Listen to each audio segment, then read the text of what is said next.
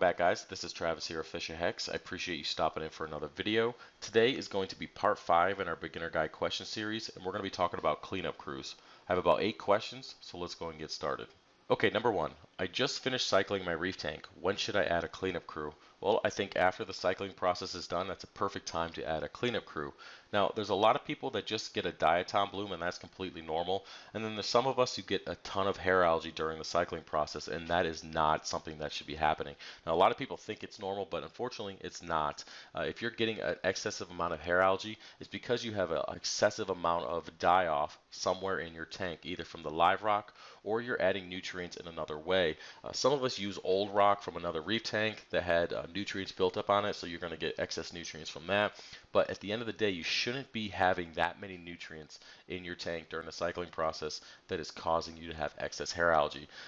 Something like that starts settling into your reef tank. It can become a very big pain in the ass to get rid of, long term anyways. So I think if you are, in the mix of your cycling process and you are seeing excessive amount of nitrates, go ahead and do water changes to bring those levels down to, avoid having excessive hair algae issues in the future.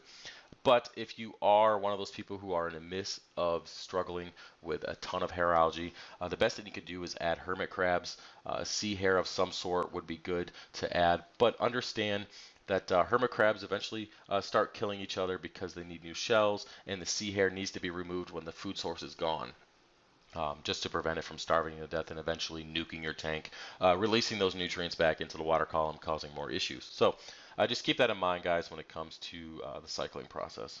Okay, number 2, should I quarantine my cleanup crew?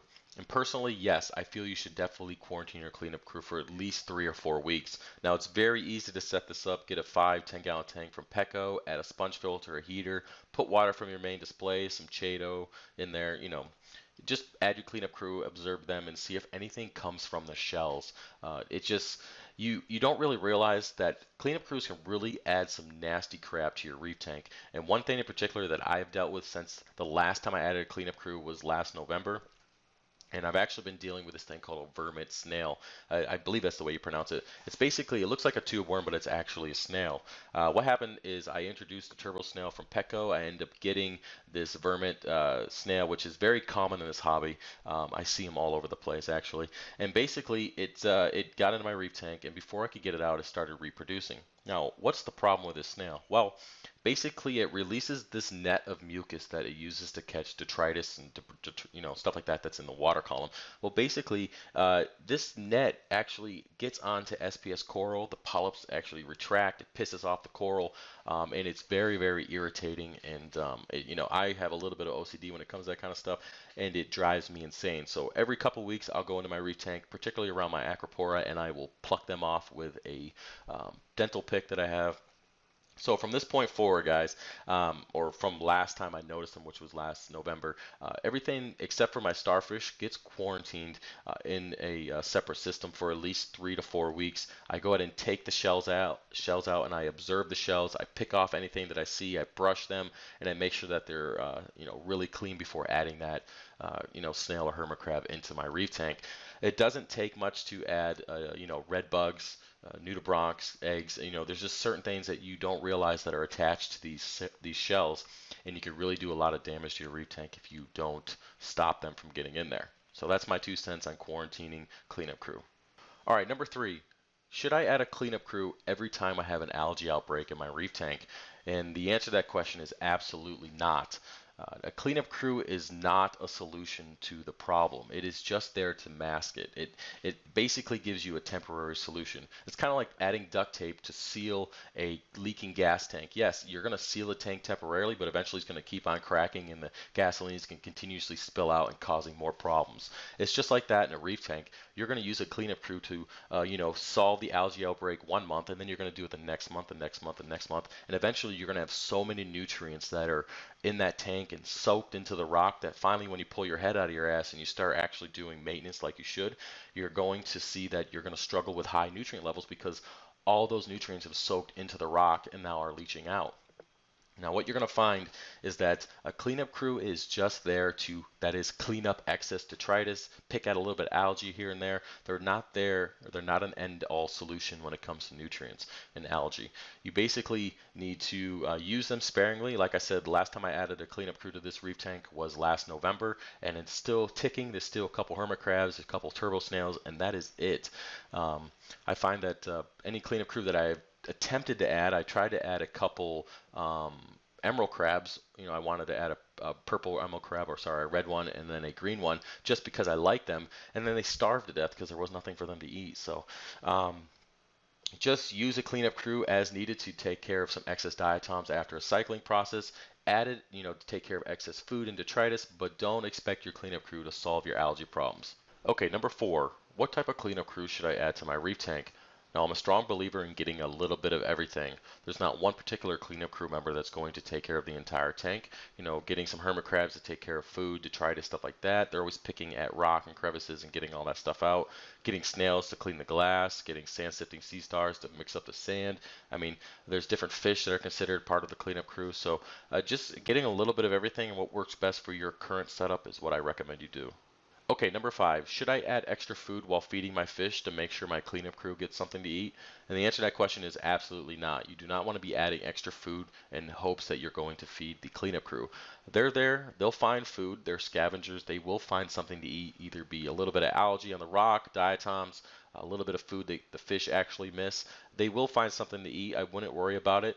Now, in my situation, I feel that my emerald crabs starved to death because they were picking us up, but they just weren't eating. They weren't going after food or anything like that. It could have been just my situation, but I wouldn't go out of your way to feed a cleanup crew. You're just going to add excess nutrients because they're not going to get it all. They don't really eat as much as you think they do, and unfortunately, that food and waste will break down, and then you'll have excess nutrients, potentially causing algae issues, and it's just not worth it to feed a cleanup crew. Okay, number 6, how often should I replace my cleanup crew? Now, this is going to be different for every tank and every situation, but I recommend every 6 months maybe throwing in a couple snails, a couple hermit crabs, just to replace the ones that have died of old age or they picked each other off. It's really going to be different for every situation and what works for you. Basically, if you are struggling to get nutrient levels down and you're fighting an algae issue, you know, it wouldn't hurt to throw in some extra hermit crabs every, you know, couple months or so, just to keep the, you know, algae at bay while you're trying to lower these nutrient levels through water changes and other methods. But just remember that it's a giant, you know, a ecosystem within your reef tank, and you'll find that you know, a cleanup crew is there to clean up detritus, but they also piss and shit in the water, so they're adding back to the nutrients one way or another. So if you really don't need them, don't add them. If you find that you need them to clean up food and fight a little bit of algae that you're dealing with, by all means, go ahead and add them. Okay, number 7, my cleanup crew is killing themselves. What should I do? Now, we're probably talking about hermit crabs because they kill anything that has a shell that they think they could possibly move into. If any of you have ever tried to keep a bunch of blue hermit crabs and then try to keep some snails that are roughly the same size, it's pretty much a brawl from the beginning. They just go after whatever they can in hopes of getting a bigger, better home. One thing you can do is keep the shells of those who have, you know, passed on throughout, you know, your cleanup crew process, and then add those shells to the reef tank, and then hopefully the hermit crabs will slow down their killing process of your snails and move into those shells instead. Now, one thing that I've done in the past is I have taken the hermit crabs that I find that are bullies, and I just put them in the damn refugium, and they live in there until, you know, I feel like taking them out for one reason or another. But you know, your snails are going to be victims of hermit crabs. It's just how it is. One thing you can do is buy bigger turbo snails that the hermit crabs would have no interest in chasing down for the shells. That's something you can always do. But understand that you either got to give them a new home or you have to remove them, one or the other. All right, number 8. This is going to be the last question for this video, and it kind of ties into the previous one, and that is, what do I do with the shells that are left over from my snails and hermit crabs? Now, I highly recommend you gather them up at one time, put them in a bucket with vinegar and water, let them rinse for a few days, kind of get the detritus out of there and any kind of, you know, maybe if there's remaining parts of snails or hermit crabs in there, just getting that stuff out so it doesn't rot. If you've ever taken a shell out and put it on a shelf, just let it dry, it will rot and smell horrible. Even if it doesn't look like there's anything in there, it's deep inside. And you know, you can prevent that by just kind of cleaning it with some vinegar and water, let it dry out thoroughly. And then you can add them back to the tank as needed when you start adding cleanup crew, and in the hopes that the hermit crabs will find that home instead of killing your new snails. Well, guys, that's about it for this video. I hope you found it to be helpful. If you have any other questions about cleanup crews, feel free to put it in the comment section below. Also, I'm taking suggestions for ideas for this video series. I know on the next video we're going to be talking about introducing fish and all that kind of stuff, so look forward to that. Either way, guys, I appreciate you watching the video. If you'd like to give me a thumbs up, don't forget to subscribe for more, and I'll see you next time. Peace.